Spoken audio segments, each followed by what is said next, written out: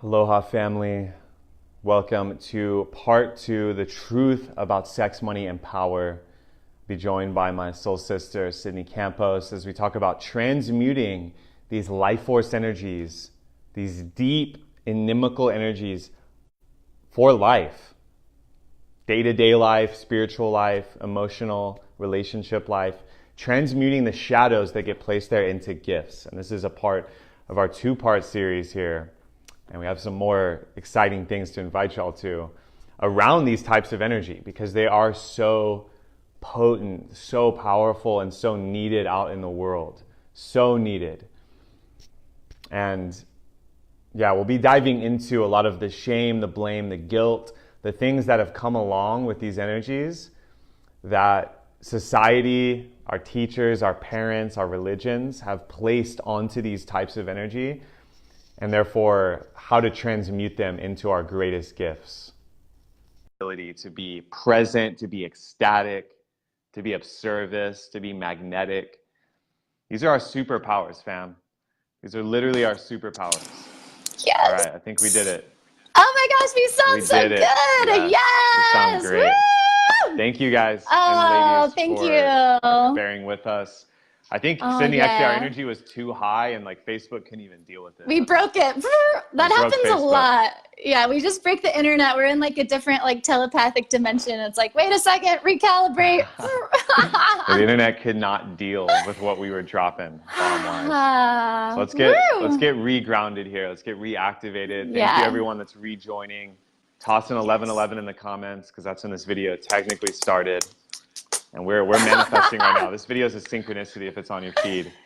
We're going to do a quick little breath activation for everyone watching now or later to breathe into the first 3 chakras, which is what we're dealing with here. We're dealing with the root, security, we're dealing with the sacral, the sensual, and we're dealing with the solar plexus, the power, the identity.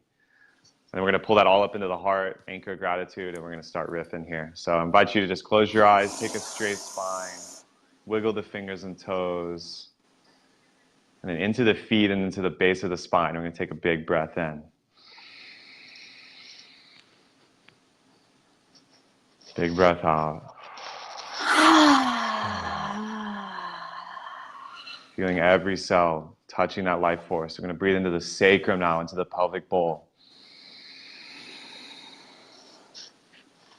And out. Exhale with a sound if that feels good. We're going to come up into the power center, into the belly, the solar plexus. Breathing every cell into power, into aliveness. And then exhaling anything that's not serving.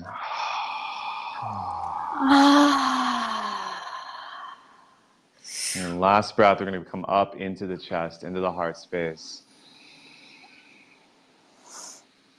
Holding at the top, sipping a little more, filling up with gratitude, thanks, the frequency of thankfulness for being alive. And we'll let that go too with a sound. All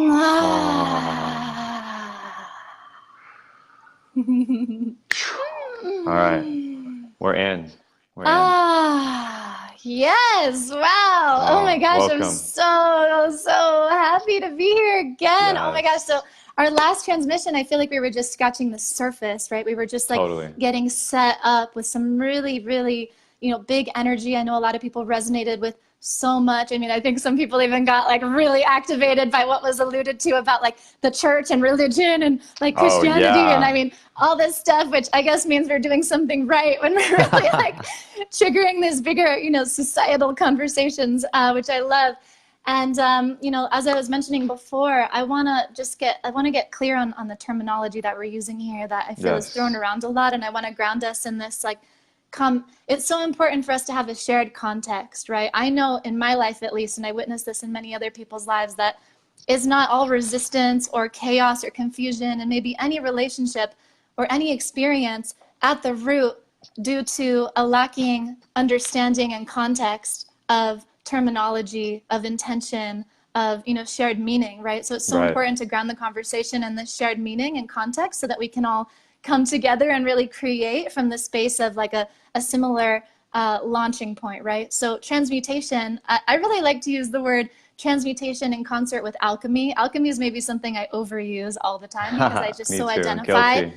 I identify as like I'm an alchemist, you know, and I welcome everyone tuning in here to consider how you yourself may be also an alchemist. Maybe all human beings, we are actually alchemists. We're transmutation agents. Our bodies, as we were discussing before, physiologically, we're designed to transmute energy, to emit such a powerful magnetic force field that we're just purely magnetic to attract and receive everything that we really want, right? We are these like transmutation machines that, you know, we're designed to be in optimal health and well-being. And our bodies literally, when given the support that they require to feel fully vital, to feel fully alive, to feel fully empowered, naturally want to release old stagnant emotion, energy and motion, want to release density, trauma, shadow material, so such as anything unconsciously operating in you that would have you, you know, not feel at ease, not feel at peace, not feel calm, you know, anything that would have you in a survival victim or protection mode, you know, not able to receive, instead fully like closed off and anxious, right?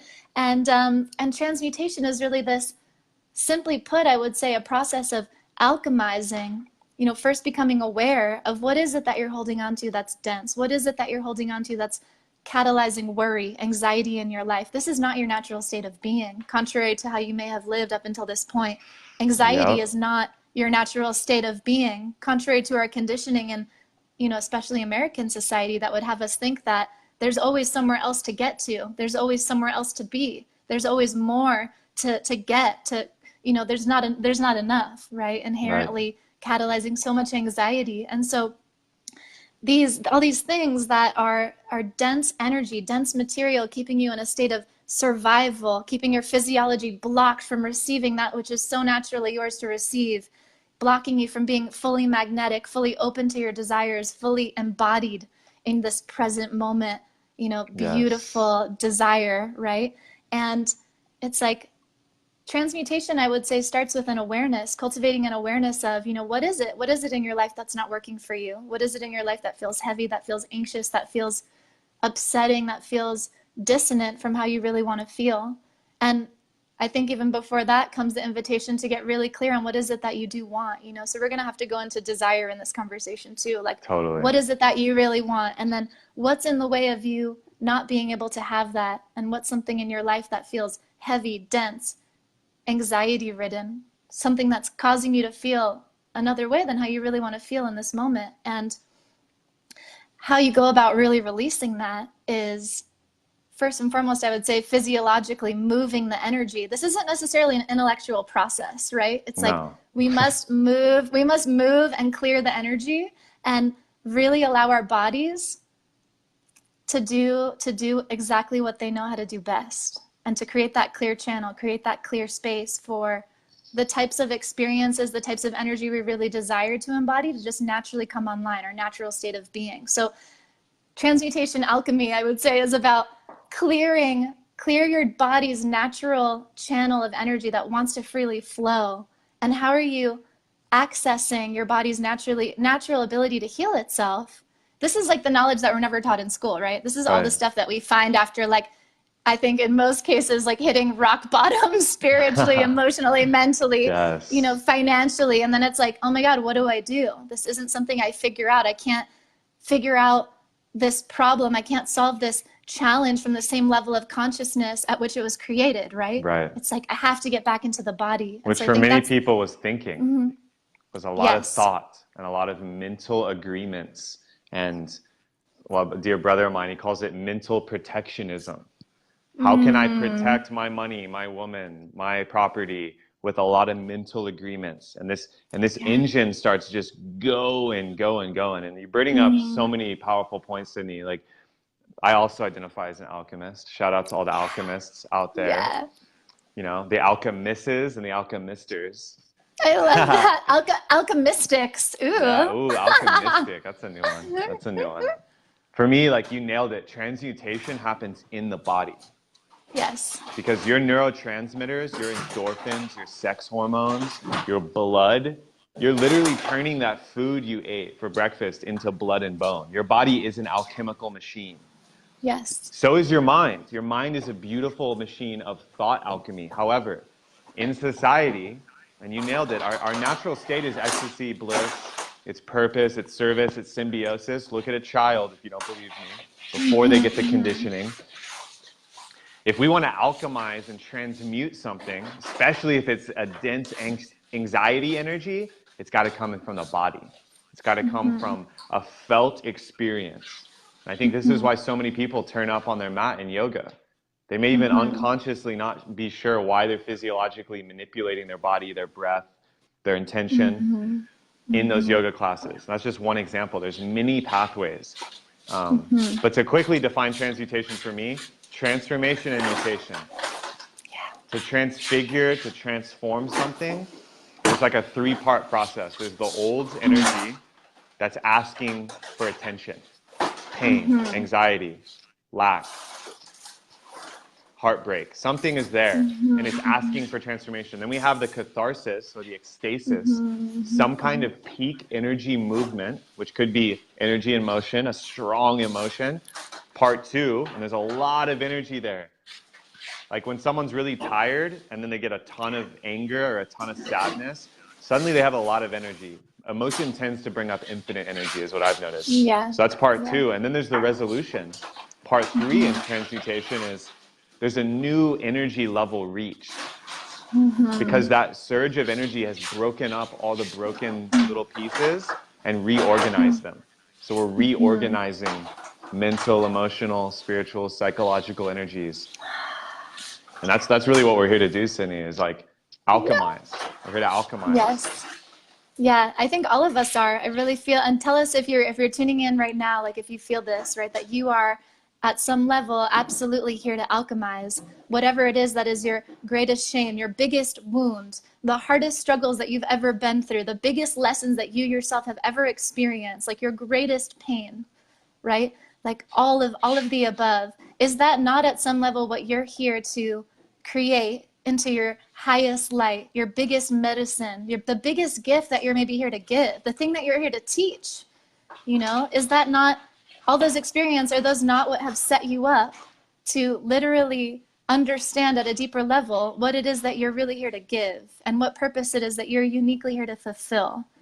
You know, I see that again and again and again in my path, certainly, you know, and in, I think in so many others as well, if not everybody. It's a really courageous invitation, I would say, right? It's like what we're talking about here and what we spoke about in our prior conversation, really implicit in this uncovering of the truth about money, power, and sex, the biggest shadows of our collective consciousness, the areas that tend to involve the greatest controversy, the biggest shame, the most guilt, the most abandonment, the most separation, all of these core wounds, right, that we all suffer at some level individually by nature of our collective consciousness. And also we see this mirrored in our family dynamics, right, in our early development. It's like we all share these different wounds of abandonment, unworthiness, unlovability, separation from God, feeling that I need to do something in order to be loved. I need to do something else to be worthy, to be seen, to be heard. I'm not enough as I am, right? It's like these are all the original wounds that at some level some of us have experienced, and then they translate, I think, into these material manifestations of money, of sex, of romance, of purpose, fulfillment, which I would, you know, it's in the power category, yeah. Right, exactly. And it's like, it's so important for us at this juncture, transcending this victim consciousness, you know, to become fully responsible in our creatorship of our lives. You know, and this can be really challenging for some people to face, but I know that the people tuning in with us right now are really ready to receive this invitation, because I'm so clear that, like, I'm not sure there's another alternative, really. Like, if you want to fully grow into your highest light, into your full radiance, into your full power, your full impact, you know, why else are you here other than to live a deeply meaningful, satisfying, turned on, fully alive life, right? And if you feel that there's things in the way of you really receiving that next level of power, that next level of abundance, that next level of like intimacy and sexual expression and creativity, you have a serious invitation to look at the ways in which you're maybe responsible at some level for allowing certain unconsciousness to continue running certain programs that really at the soul level don't serve you and are not in alignment with your truth, right? Yes. And you're speaking to the shadow, Sydney. It's a perfect segue of, you know, and Anna, hello. I see some people in the comments dropping some wisdom about religion. You know, this was my core wound with sexuality, was Catholicism. And to speak to the shadow and kind of define that term, so we have a basis here. The shadow is just that which is unseen, unfelt, that which is part of you, your personality and your being structure, that's not getting attention. It's been placed in the shadow, either because of great trauma and pain, which is often a place for it, or just because of ignorance and upbringing, conditioning. You know, did our parents sit us down and be like, this is the proper way to be intimate and to speak your truth and boundaries and to be sexual in a healthy, integrous, aligned way that creates an upward spiral? Most of us didn't have this. Same thing with money. Hey, I want to sit you down and have a really powerful conversation about finances and banking, how to balance your checkbook. It doesn't happen. Instead, we're watching MTV rap videos with women objectified and money and, you know, this worship of like the dark, like the making it rain energy. Like this is what I was looking at as a child on a TV screen. And I was like, oh, this is how I'm supposed to be as a man. This is how I'm supposed to relate to women. This is how I'm supposed to be with money. You know, this stuff's coming at you. And with power as well. It's like, oh, I hear that a lot of people I work with, and this is my past self too. Oh, I couldn't live fully in my gifts and fully expressed. Like who would want that? Or like, would people still accept me if I did that? Like, it's better I just stay in this box and give people what they want, you know? These are all shadows that are living in the collective hardcore. If you turn on the news in 2018 at any point, these are asking for attention. The shadow always returns. The repressed always returns. Carl Jung understood very clearly, and he saw it in thousands of case studies. And in his deep mind, the repressed returns. The shadows of sex, money, and power, when repressed, will erupt back into consciousness and ask for attention, as losing your job, going bankrupt, your wife leaving you, getting cheated on. You know, this is intense stuff. And like you said, Sydney, you nailed it. On the soul level, these are initiations. These are invitations to transmute this energy and repartner with it in a healthy way that serves you and all of life. Yeah. And something I'm feeling now, which I'm curious if you resonate with as well, it's like, I'm so grateful for going to like the depths of the darkness in these areas in my life. Like I'm looking back at like, and some of what you alluded to, like the family conditioning, the religious programming wasn't necessarily my experience, but was also, I would say in other realms, right? Like I definitely took a lot of the, let's say I had like a sugar daddy program really present for a lot of my life and I know a lot of women, and men, I'd be interested to tap in more with that on the masculine side, but women in the society feeling this deep desire to be like taken care of. And can I just have someone take care of me? Can I just have someone, it's really like the sacred prostitute archetype, but the wounded version of that. And, you know, really like seeking for someone else to take care of me, especially financially, right? Or giving my power away to someone else in exchange for this like financial means of existence, of just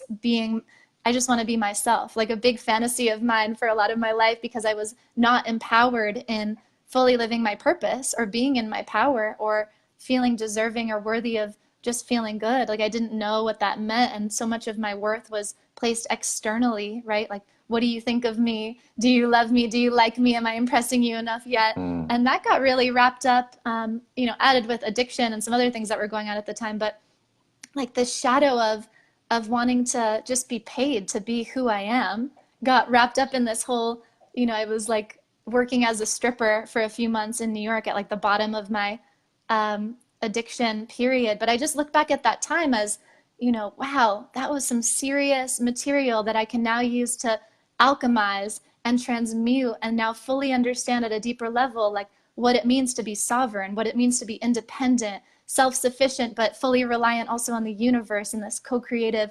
process, you know. So I just share that as an example of, you know, what this transmutation, what this alchemy can really amount to, like this deep appreciation for, you know, the truth, only through experiencing the contrast, only through experiencing severe lack like deep fear, deep abandonment, first of myself, and then feeling abandoned by the universe not taking care of me. These are some of the ways in which our subconscious can be enacting some of these programs that can result in really traumatizing behavior, both self-induced trauma, right? The ways in which people will go about hiding their sexual desire for shame of being seen, for shame of being fully expressed, and then engaging in different addictive patterns or codependent patterns or even abusive relationships, or maybe even similar to what I just described, like having, you know, your sexual expression wrapped up in your sense of value, right? I know a lot of people, that's maybe even a more common one, right? Like I went to the extreme kind of in the example I gave you, but really what that alludes to is this huge shadow interplaying between sex, money, and power is about, you know, allowing your, and I think someone commented on this in our last video too, like this notion that she was giving her power away in, you know, just having sex all the time and not consciously, and really kind of draining her energy through all these different exchanges, but maybe in exchange for acknowledgement, for love, for security, right? For a deeper sense of, and for power, giving her power away, but also using sexuality. Yeah, using it as a, fundamentally, like using it as an unequal exchange though, right? Which isn't necessarily providing the real fulfillment that I think at the soul level we're really desiring here, right? So these are some of the ways that the shadow behavior, when these things are left unconscious, it's like we're constantly creating more triggers. As you mentioned, it's like the trigger is going to keep showing up until we're ready to fully take responsibility for the root of what is being like catalyzed here to be healed. Right. So powerfully spoken. You know, the male-female dynamic here is very juicy, right? Like there's so much there. How women use sex to gain power, how men use power to gain sex, and then all the money in between. This is, I mean, just to speak to the collective, this is Me Too, this is Kavanaugh, this is Weinstein, this is all the shit that's coming to the surface. And shit, I mean shit, like it's manure, it's compost. It's ripe for transformation. The beautiful thing about the darkness, although it's painful and there's a lot of healing and communication that gets to be done around it, the beautiful thing about darkness, as you said, Sydney, is like it holds the greatest potential for transformation. Thick black soil that's full of shit and compost is the most fertile for new life and transformation and transmutation. And I want to speak to something we talked about in the last video that's so important, of the shame, blame, guilt game. Shame, blame, and guilt are the three lowest emotional vibration frequencies. And if you don't believe that, think about a time right now where you've been shamed, you've been guilt tripped, or you've blamed someone, right? Because you're not taking responsibility, your ability to respond, you're reacting. And these frequencies in my life have hovered around sex, money, and power, right? Like, I mean, I remember being in high school and college, being full blown, I would say, addicted to pornography, using cannabis, using alcohol, having one night stands, treating women as objects at the lowest point. And not only was I losing energy in this way and just hurting my body and my energetic body, I would also feel shame because I was still trying to be a good Catholic. So it would like downward spiral me into this like, I'm like, I'm worthless. And you nailed it too, Sydney, about it's about personal identity and personal value. Like we all want to be valuable to the world. Men want to be valuable and show up in purpose and power. Women want to be valuable and show up in purpose and power. But these three energy types have all these blind spots. And you can look in your own life to prove this. You don't have to take our word for it. There's blind spots around. How do you get money? You actually want to be an artist or a dancer, but you're working a corporate job because it pays well. You know, we both have experience like that. You want to call in your twin flame and have a sacred sexual container, and yet you're still going to bars and sleeping with people. You know, there's shadows here and energy that collects in the body and in the mind, repetitive thoughts or pains, literal pains and aches and dis-ease in the body, when we're not shining our light and our alchemy onto these areas. And so that's what we want to talk about. And maybe we shift to this, Sydney, is like these shadows, deep shadows how do we start the process of transmuting them into our greatest gifts? Because you said it, like by going to the darkness, you have risen to the level you're at because of that contrast. There's a powerful spark of energy there. You want to talk about alchemy? Woo, that's a lightning bolt of energy that can form. Alchemy is really mastery. It's taking full responsibility and becoming fully aware and taking full responsibility, as you mentioned, for whatever it is that has not happened to you. It's happened for you. And that's like a major, I mean, that in itself is so liberating, to bring that energy to anything in your life that you feel you've been a victim to. And it's radical. It's a radical shift in consciousness to take full responsibility. And this can be very controversial to some people. I understand, if you're not ready, it may come as a really painful invitation to see that, yes, maybe even the most painful experience that you've ever had, how was that for you? How was that a lesson? How was that a gift? How did that help you learn something that you wouldn't have otherwise learned? And how at the soul level did you perhaps set this whole thing up for you to master the precise energetic lesson, emotional, spiritual lesson that you really at the soul level deeply desire to learn and maybe even teach, and it's radical, right? It's like, it's maybe more our common programming and conditioning to say, this happened to me, and I want to bond with other people who have had this same pain, the same trauma. Right. And it feels so good to just be understood and to be seen and to be heard by these other people that can validate my pain. The pain is so real because the body's telling you it hurts, it hurts, it hurts. I'm worried, I'm not safe, I'm not okay. Don't other people understand? Isn't this the right way to be? Yes, what happened to me was wrong, it was wrong. But then you just stay in the same place forever. Right. Stay in the same place and it stews and stews and stews, And what's the alternative? The alternative, however challenging it may be, the alchemy of it is to say, no, I'm the radical, sovereign, responsible, activated leader of my own life. Come on. And I'm not a victim to anything. And I'm actually the observer of all of these different things that have occurred. Nothing has happened to me. How have I actually created this? How did I at some level call this in? What part of me is available for this? Even like present moment now, things that are maybe not feeling in alignment with your highest good, can you ask yourself in this moment, what part of me is available for this? What part of me is inviting this? What energy within my system right now is available for this traumatic or dense or painful or just, misaligned occurrence, relationship, obligation to continue manifesting? Because you're creating it. You are creating it. And what's it like to fully feel into that? And I love the conversation of like boundaries is very present for me and comes up a lot as I'm sharing my book and teaching and, speaking about being an empath and being energetically sensitive. It's like people ask, how do I create boundaries? And again, if you're operating from a creator consciousness and taking full responsibility for these, misalignments in your life, saying, well, how did I create that? How am I present for that? How am I allowing that? How am I allowing that, right? Like really courageously facing your truth.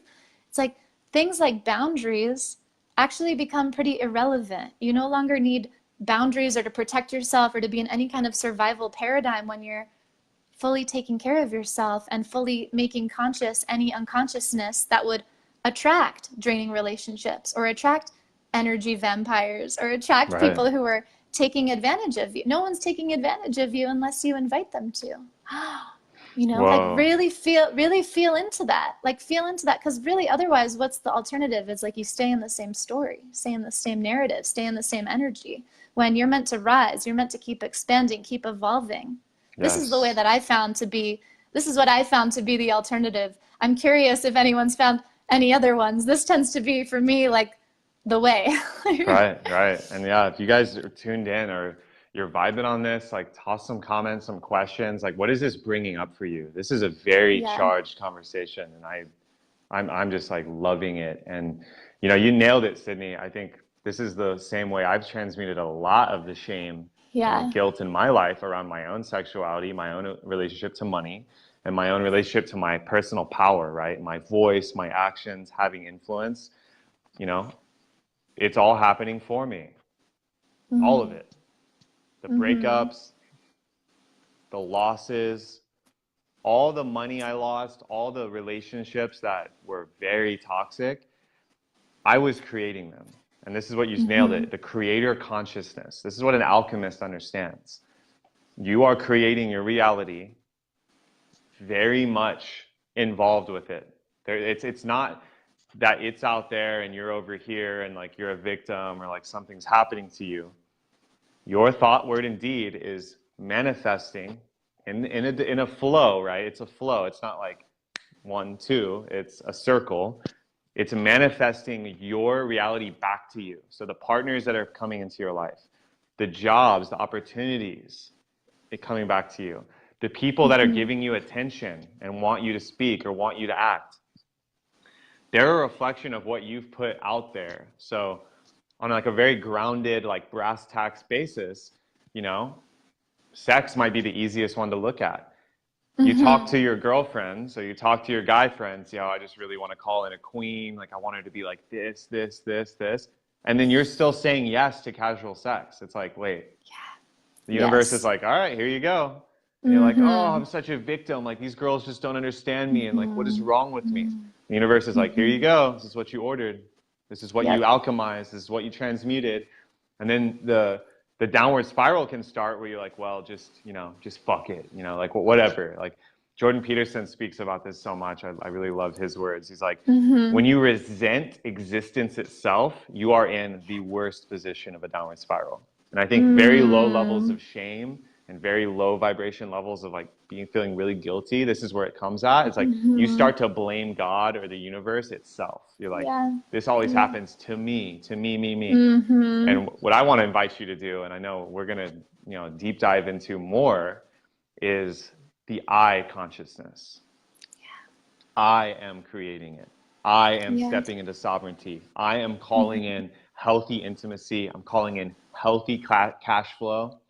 You know, this is a very like tricky bridge to cross. And this is where that, you know, turning the shadow to the gift, it takes looking at yourself with pure truth.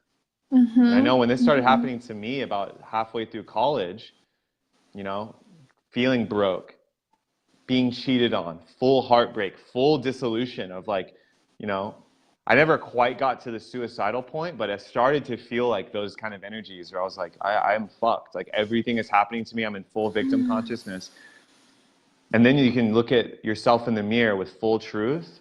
And this is where that transmutation energy, the alchemy starts. You just own everything. You own everything. You own all of it. I'm creating it. And that's the jumping off point where the shadow starts to become the gift. It starts to become your superpower because you've integrated it. You've embraced it and welcomed it. Okay, this part of me that was a casual sexual partner and an addict, this part of me that was, you know, a prostitute, this part of me that was, you know, a money launderer, you know, the terms go on and on, whatever it is. You can own and love that part. And then from a creator place, be like, I'm taking responsibility for it right now in this moment. And this is what I want next. This is what I desire. And what you'll find is like, whoa, huge amount of energy will flip and actually start giving you energy and giving you momentum and giving you clarity. I mean, we were talking in the first video about those intuitive hits, right? Asking what your heart wants, tuning in. Like, what is my desire right now in this moment? And what I found is the low vibrations, the shadows, when you're not activating them in the upward spiral, they block that my emotional guidance system. It gets blocked because the pain starts becoming a problem to solve up here, only up here, right? It's a lot sometimes here. The pain isn't even real. It's just that it's emanating somewhere else in our body, and then it's catalyzing these thoughts, and they just want to collect more evidence for the physical sensation, and then the whole emotional spectrum gets activated, and then you're manifesting from this place more evidence, you know, oh, this thought, okay, here's see it's happening again. Feedback is instant. No matter where you are in your life in this moment, it's like the feedback that you're receiving is instantaneous, and it's here showing you exactly what it is that you're really working with. So if things in your life and your external reality, we're reverse engineering our full-on like experience now, right? It's like we got to bring it in. Creator consciousness is I feel, I am now, and this is what I then create. Like based on how I feel joy. My experience is then joyful. I feel love. My experience is loving. You know, I attract loving relationships into my life. I am abundant now, independent of anything going on outside of me, independent of anything I've done, created, acted upon. It's like, no, I feel that way first. And then that feeling, that energy is then magnified in my action, right? Integrity, alignment means that every single thing I feel, think, and then do is really, it's feelings, beliefs, and actions. All of them are integrated, fully embodied, fully in alignment. There's no, you know, confusion. I don't say one thing and then go do another. I don't believe one thing. And then this is where we get into the subconscious beliefs, right? Because you can even consciously think you believe something and say the affirmation, I'm abundant, I'm loving, I'm open to calling in my king or queen. But if you're emotionally and if you're in your body feeling closed off to actually receiving love, or you don't trust that you really deserve love, or don't feel like you're fully worthy of being all the love first and foremost to yourself that you deserve, you are not actually in alignment, in integrity, in embodiment of what you say you desire, right? So this is where like the complexity comes in, because a lot of, and I see a lot of, you know, teachings about, you know, well, just change the thought, you know, just say the affirmation, focus on the good feeling, focus on the good thought. It won't get you so far though if you're also just, you know, you're totally bypassing like whatever in your body and your physiology and your energy is wanting to be cleared out. You can't like bypass and just say, well, oh, I choose this now. If you're sitting on a bunch of, you know, unresolved trauma or just density, or, you know, not to say that I want to invite everyone to like over process, because that's a whole other conversation, the addiction to processing and being in the pain and being in the story and figuring it out. Not everything needs a reason to like be figured out, but are there feelings in your body that are wanting to be felt that you're not allowing yourself to go into? Because in my experience, the sometimes it's like certain feelings, if they've been repressed for long enough in your physical body, it can feel like they're going to kill you. Like it is an ego death. It's an ego death that will occur. There could be an identity that you're running in victim consciousness and unworthiness, whatever it may be, whatever your archetype is, this identity attached to this emotion. If you fully feel it and then release it without any story, just feeling it. I mean, like going into the pain, like going into that, or even going into the pleasure. Like sometimes, you know, looking at orgasm again, it's like, it can be so painful even, right? It can be so painful to even go through that pain, but then it's the most immense, freeing, pleasurable bliss at the other end of that. And there's certain things in our body that are wanting that same attention to go into, and yet it can feel like you're going to die if you fully allow yourself to feel it, because this whole identity attached to that program, that pain, that victim consciousness is going to die. And your ego can't differentiate between an ego identity death or a physical death, because it's there to protect you. It's there to keep you alive. And at some level, maintaining this identity, this program of, you know, I'm not enough, whatever it is, has helped you to sustain, survive up until this point. It served you. It was serving you until it wasn't, you know? And this is that deep work of acceptance and self-love, which is at the core of all of this, because without that acceptance and self-love and personal responsibility, it's hard to have enough excess energy to combat these deep patterns. And we all have them. 0 to 7, age 0 to 7. Yeah. We all received some conditioning, some more than others, but we all received something around our own sexuality and our body, this temple, our physical body, around energy. Is there enough to go around? What strategy do I have to use to get energy, which later becomes about money, and about our power, our position in the family, our position in the tribe. This is all very deep ego construct, survival consciousness. That's important. Like ego is really important. Like ego is what tells me, like when I'm eating, to put the food in my mouth and not your mouth, Sydney. Like ego is important. Like it's a very important thing.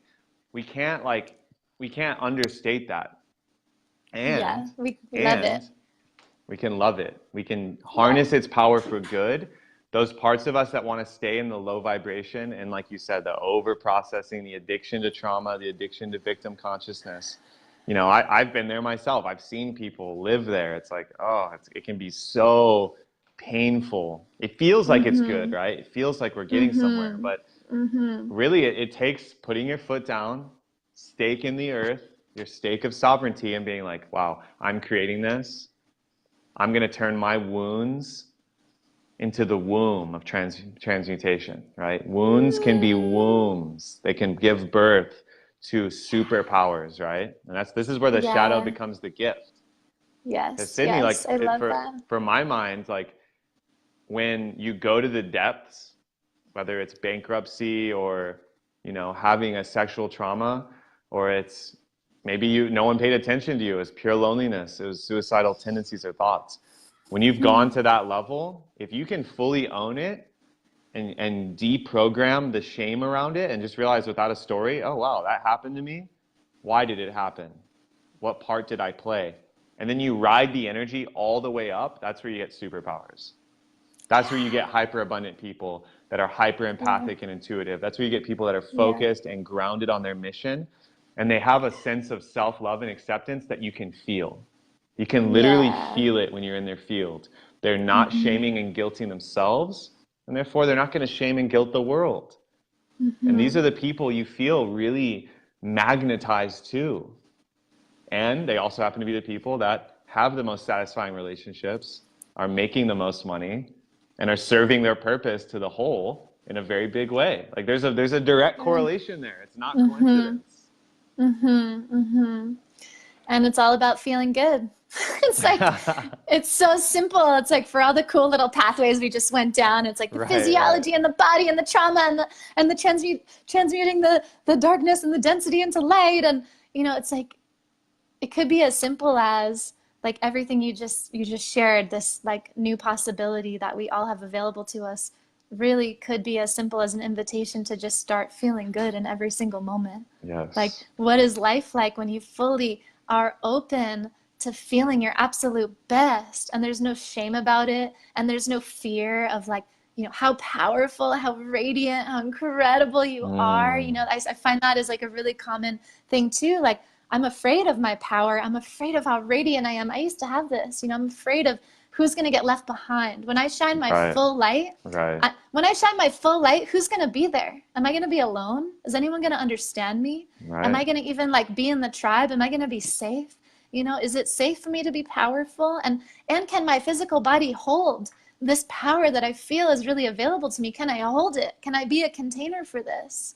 You know, can I? And it's like, that's been the most interesting journey to continue to say yes to, like, as we continue to evolve, like, yes, more, please. Yes, please, more. How do I hold this? How do I be a conduit for this? How do I share this? How do I really be an example of what this is like and help activate other people to this like full power, which is really, again, rooted in amazing, like amazing doesn't cut it. It's this power that I'm now really experiencing also on my path is like, it's a deepening in joy. It's a deepening in like more love, more trust. And joy, by the way, we talked about the frequency spectrum of emotional states, shame being the lowest, shame being the biggest depletion source of our field, of our magnetism. Joy is the highest. Joy is it's not even love. Love is below joy. Joy is the highest possible vibration frequency from which any of us can emanate the most incredible field of possibility, of magnetism. Joy, it's about feeling joyful, ecstatically blissful, you know, and being fully open to deeper states of that simplicity. It's really simple, right? But it's about presence. Like this moment now is when I am able to access the fullest joy and divinity connection with my higher self, with my soul, with God, with you, in this genuine, intimate interplay, this exchange. It's happening now. It's not in the past. It's not in the future. It's not conditional upon a future thing that I have to create to then be enough, to be better, to feel better. It's now, right now. Now's all there is. Let's breathe into that. Let's breathe into that. Big breath.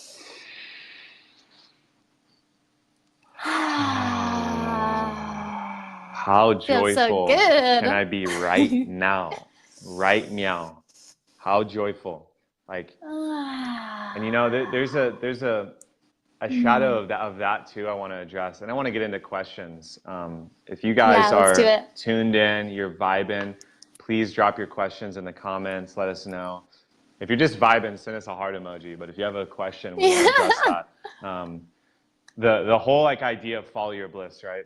Joseph Campbell says, follow your bliss and all doors that would be shut to you and your purpose will be flung open because the universe will give you wind. And, you know, I've found that to be true in my own life.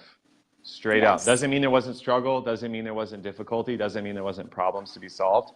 But it does mean that when you align yourself with joy and literally feeling good, you become a superhero and you get superpowers.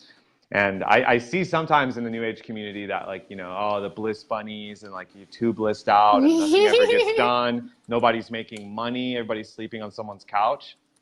Yeah. and there's like a real shadow to that, you know. I want to speak to it. And when you anchored in joy and you still act in the world, so you still know your zip code, you're still paying your bills, you're still creating things and serving people, like you have an infinite source of energy. And that's the key. When you act from anxiety and hustle, you know, in the corporate America style, it's like, okay, fuck, you know, I've been a bad boy. I got to meet this deadline. I got to hit this many sales calls. Like, you know, I've been a bad boy. You know, when you come from that place, you can get a lot done, but you will crash every time because its foundation was not enjoyment and the good emotions, the good cocktail of neurotransmitters and hormones, to bring it back to the body, that come online when we act from joy. And like, this is so radical because someone who's really joyful, who's really ecstatic, I'm a big fan of Osho. Bhagwan Rajneesh, like his work is fucking next level. He talks about this, like someone who's truly ecstatic and living from joy is seen as mad, like they need to go in a mental asylum or something's wrong with them, or oh, they must be on a drug. That's how far our society has fallen from our natural state. Just think about that. If you're anxious, you're a little miserable, people feel safe, right? It's like, oh yeah, me too, man. I got all these bills and I missed the train. Fuck. Let's be miserable together. Like that's the norm. This is flipping that script completely.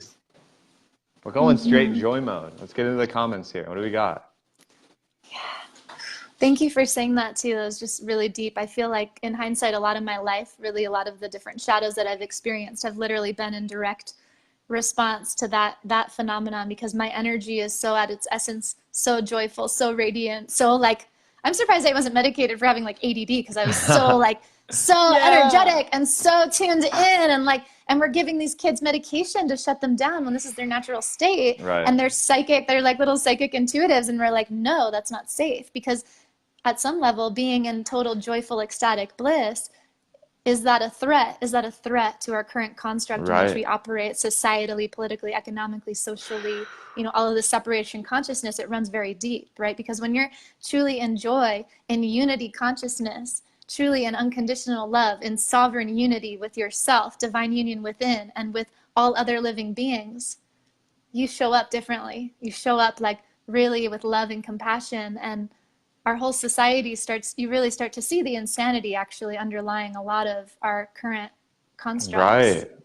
You know, and I know a lot of people see that. I know a lot of people see that, and especially at a young age, and then it's confusing because you're like, how do I fit into this insane society? Right. Something's wrong. Something's wrong with me. What's wrong with me that I'm not getting this, that I'm not fitting in, that I'm not, you know, and you were never meant to fit in. You're meant to build something else. You're meant to build the new paradigm. Exactly. If you're not fitting in, you don't see people around you that are in a joyful, balanced state. Guess what? You're meant to either create it or leave and create it. So that's actually a good sign. Your environment and the universe is trusting you to follow that process. And that's I wish people had told me this when I was growing up in Texas, because I didn't have these tools and these you know, perspectives, and I thought it was me. I thought I was the one that was fucked up, when actually I was trying to like live in this state, and everyone was like, no.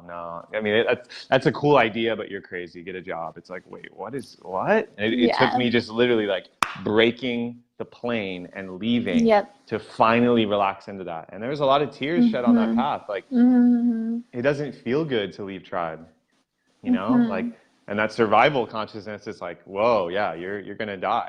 Because in the past, in the ancient past, if you left the tribe, you weren't going to survive out in the wilderness.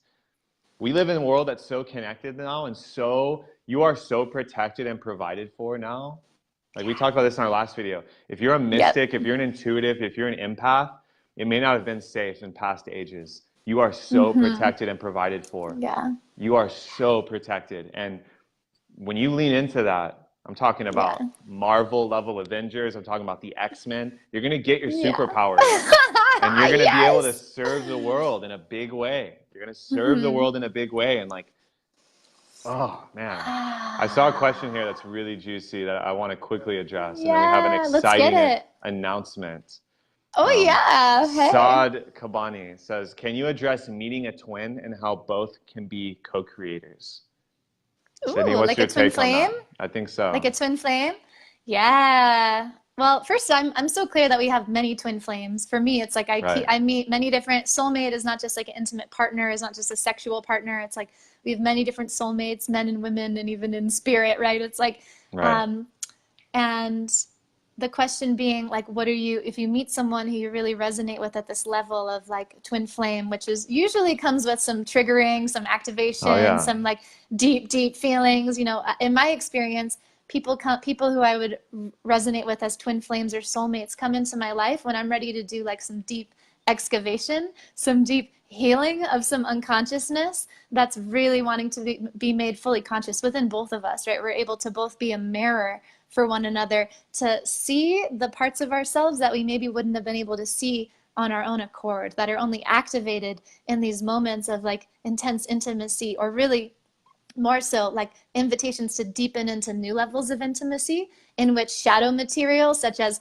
codependency, abandonment wound, lack, consciousness, unworthiness, whatever it is, comes up and is like, no, you don't get to have that. I got to protect myself. I got to leave. I got to fight or flight or freeze, whatever it is. But then your soul, you know, this is where it can be confusing. It's like, but wait, no, I want love. I want intimacy. I want connection. What's this unconscious material? What's this survivor pain body coming up here to interrupt? And how do I alchemize this? How do I, you know, and oftentimes this is being mirrored to you by the person you're in this exchange with, like they're having their own unconsciousness being activated, you know? And so I find these relationships are like the richest, most beautiful, vibrant moments in which we can really meet each other at the soul level and come into more consciousness in all areas of our lives so that we can, you know, radiate more powerfully the love that we are and experience deeper divine connection. And from that, I mean, so much manifestation, right? Like, wow, like we could, that's a whole other, it's a whole other conversation about sex magic and really harnessing this energy of divine union when, you know, infused with a shared intention to create something materially, right? Or even spiritually, emotionally, a healing. It's like our power is so limitless. It's so infinite as long as you're willing to face yourself in that alchemy, right? And to take responsibility. Okay, what's coming up here in the way of me having what I want and being fully grounded, present for true intimacy in this moment? You know, and really like doing that, allowing that healing to happen, which can be really, really painful, which can involve ego deaths, which can involve, I mean, this is a lot of my last year. In my last relationship, it was like quantum speed. Twin flame relationships can be like the quantum experience. It's like you're dating someone for 6 months and it feels like you've been together for 10 years because you probably have in other lifetimes done this again and again. Right. I love what you said. It really is an initiation triggering path. I'd say my year. This has been my year for that. And totally. The quantum speed that you can manifest money and power through the sex with a twin flame, if you're in that container, there are ways you meet twins that are not meant to be your romantic partner. And if you try, you will suffer. Like this is such a hot topic, and like there's like so many layers to this, and you know, this is a whole nother video, like you said. But what I would say is, if you're noticing the quantum speed, you're noticing the triggers, you're noticing all that intense energy coming up, you have a choice. You can either strap in, like get strapped in and like, ooh, yeah, okay. And like go into it. If you lean in and you're anchored in truth, you will get massive upgrades. And that's where the co-creation to the question comes in. If instead you go into survival control dramas, fight, flight, or freeze, like you said, hold on tight because you're going to get blasted. And like, you know, there's no real way to know. Like, you know, you can go to a psychic, you can get twin flame readings. You know, I encourage you if you feel called. But the only way you're going to know is inside yourself. What are you attracted to? What do you desire? Is it in alignment? And if the triggers come, how are you going to deal with them? It comes back to responsibility, which is this whole conversation, right? This whole conversation. So someone asked an important question. I have to address, because I see this. Totally. I have to share my my view on this, which I feel is very different from the status quo of like this idea of twin flame, and this being, someone alluded in this question of like a twin flame being like the other part of your soul, or that like there's this feeling of like an invitation to come into completion at some level, at the soul level, to come into wholeness in meeting a twin flame, that there's some kind of a like completion that happens in each individual soul when you meet. And yes, when you're healing and alchemizing the unconsciousness to come into your own wholeness, that's something that you're also doing on your own accord. You are already whole and complete as you are. No one else outside of you, even your twin flame, is completing you, right? So I just want to mention that in this languaging, it's so important that we have precise language, and that we're not giving our power away to anything outside of us externally. Like, you know, we don't need anything to complete us. You are whole and complete now, and a twin flame comes into your space to help you activate the parts of yourselves that want to be alchemized and transmuted to come into even greater embodiment and wholeness. No one else is completing you. You don't need a twin flame to do this work actually on your own accord, although it's like an accelerated quantum path to healing when you get to have this mirror, right? So I just want to mention that someone is asking, like, when the twin flame comes into your life, does that mean you're going to be, you know, experiencing a completion? They help to complete you on a soul level. Just want to be very precise with our language, that nothing outside of ourselves completes us. We are complete. We are whole in this moment now. Totally. And I fully echo those sentiments. I think someone here in the comments just said that. Appreciate you, Paul. Or no, Laurel. Yeah. So nothing outside of you is ever going to complete you. And that's the whole way we got into this mess, where we had to make a video. We got to make a video about transmuting these shadows. That's how we got into this mess, because if I only had the wife that could satisfy me, then I could make all the money and be influential. It's like, no. We're in the new paradigm now. The new energies, the new thoughts, the new emotions are hitting Earth. They're coming from within. And it's sovereignty is the new key. Sovereignty, self-responsibility, full radical ownership. That's how you're going to transmute this stuff into superpowers. Straight up. That's how you're going to transmute it. So Sydney, we have an exciting announcement before we close here. We have an announcement. And we've been in experimentation really since we met at the very beginning of this year, you know, feeling into the co-creative quality here, and also the fact that we might be cosmic twins, you know. The verdict seems to be in for multiple people, but yes, confirmed. These topics are so powerful on our paths individually. And I think this conversation that we're, you know, inviting y'all into on here, this being the second kind of broadcast on this, you know, we felt like we wanted to take it to the next level. So we're going to be doing a little masterclass webinar off Facebook later this week, Sydney. When's that going down? Yeah. So you can join us this Thursday, October 25th at 1:30 p.m. Pacific time. And the intention is, and we'll drop a link here for you to register. It's a free masterclass. But the intention is, you know, it's energetically one thing to be on Facebook, to be sharing, to be in this really expansive, you know, co-creation, and inviting like our whole like diverse tribe to share in this transmission. It's another to create a really like intentional space where we will both be sharing some more clear direction and guidance into a lot of what we've alluded to in both of our videos thus far, and more of a, it's a class, you know, it's essentially an outline of what we feel are some of the most powerful and also practical things that you can really do now to start to activate more consciousness in your life and really take action, you know, and feel different in your physiology, in your somatic experience. Like, we both have so much wisdom to share to that end, and we really want to create an intentional space where you show up ready to learn, ready to receive, and ready to really activate transformation in your life, right? So this is the invitation. It's a little bit more of a, I would say, an intentional container with a little bit more formality, and in that a desire for real transformation to be embodied and more fully activated. Yes, beautifully said, Sydney. And that is the invitation to all of you. You can register. It's going to be this Thursday. You're going to be joining us on Zoom. The sealed container, as you know, as a good alchemist, is where we create more heat and more energy for transformation. So we want to continue this conversation with you and invite you into a space of actionable things you can literally do every day to help transmute these shadows into gifts. And we all have them, whether it's sex, money, power, or all three. Usually it's all three. I know for me it was. So we want to see you there, beautiful people, peaceful family. Sydney, once again, I have spirit bumps. This has been so powerful. I'm learning things in these conversations. Like this is the work. And thank you everyone for joining. If this resonated, please share this video with your tribe and tag someone in here that gets to hear this message.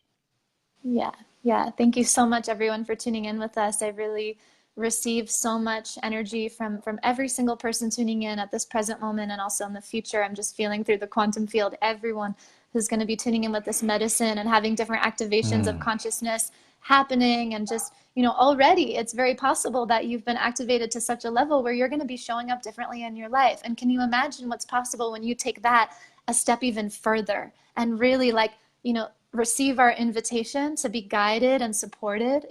Listen, all the stuff that we've shared about transcending and alchemizing and transmuting, yes, I've been able to hold a lot of space on my own to walk myself through this work, and I wouldn't be anywhere close to where I am today without support, without help, without safe, intentional space, held in community with others. Because this is the thing, just like your twin flame is the mirror, we're all mirrors for each other, in our healing, our process of how we alchemize and how we transcend shame and guilt into light, into our most powerful medicine. It's like, you don't know who is waiting to hear, what it is that you've experienced. You don't know who's waiting to hear from you, who's waiting to heal from hearing your truth, and so this is the space that I'm so passionate about creating and so excited to invite you into on Thursday as well. I know it's going to be just wow, supercharged. These have already been blowing away my expectations on these topics. So if you guys are you're ready to go to that next level, you feel it in your body right now, you know who you are. Click that link, join us on Thursday. This is the juiciest stuff there is. Let's break down the taboos and step into sovereignty. That's what I'm about. Come on now. Come on. Done. All right, Sydney. Soul sister, be well, powerful love people. you so much. Love you all. Thank you. See you guys Love Thursday. you. See you soon.